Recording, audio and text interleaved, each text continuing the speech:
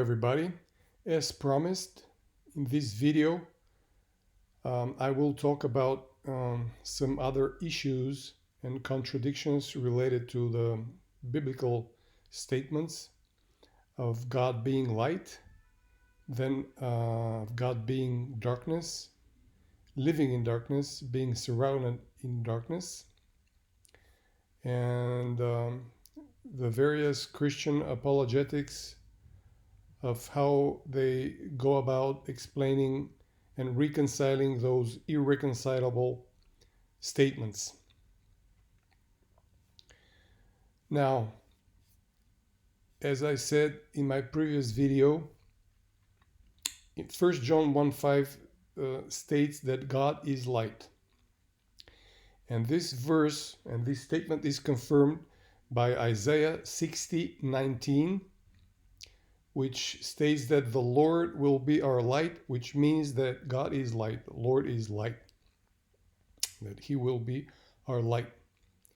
And then 1 Kings 8:12 states that the Lord has said that he would dwell in thick darkness. Now, these statements, they talk about darkness as if it is something. But as I stated in my previous video, darkness is just the lack of light. So it is not something. It's rather nothing. And like the philosophical notions of nothing and something.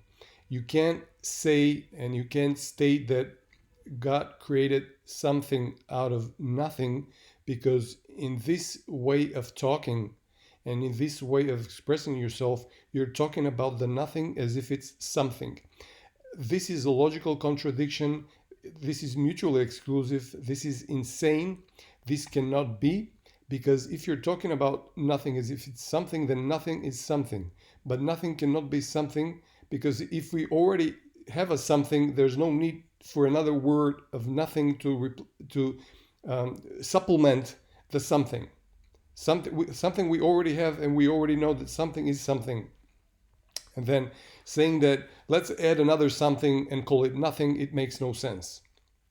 So, and when certain Christian apologists, debaters are asked, or maybe just regular, average, ordinary Christians, give me an example of nothing. They cannot give example of nothing, because you cannot give example of nothing, but because once you give an example of nothing, it would immediately become something.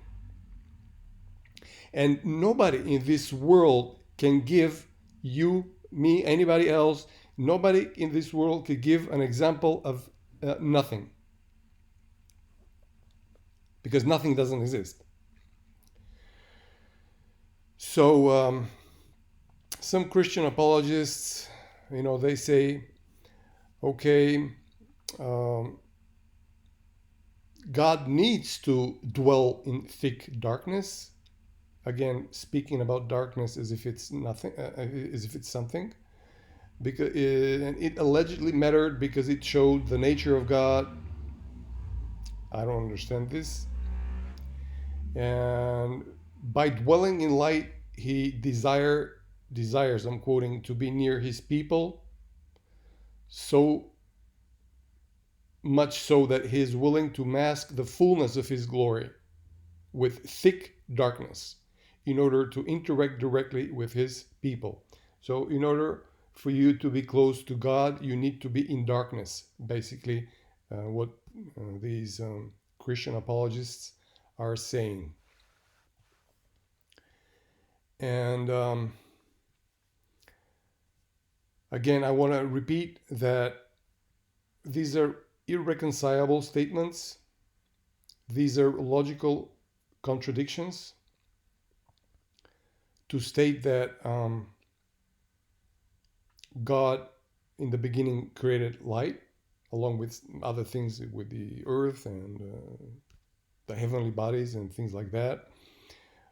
This will automatically mean that, now it's not clear from the statement that in the beginning God created the heavens and the earth, which heavens he's talking about, or the Bible is talking about?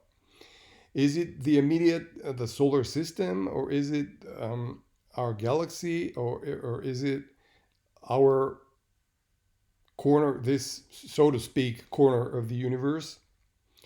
Is it the universe in general? Because if it is, and if it's the galaxy, let's say, then that would mean that there were no stars in the galaxy. And that would render it completely a non-galaxy.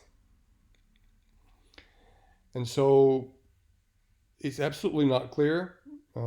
Most Christian apologists agree to the interpretation that when the Bible states in the beginning God created the heaven and the earth, it means the earth and the immediate sky above it, and then maybe the solar system or something like that, and not more.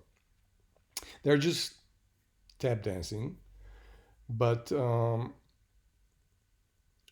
yeah, it renders these statements annul each other. In other words, they cancel each other. And so thank you very much for being with me today, and hope to see you soon. Bye.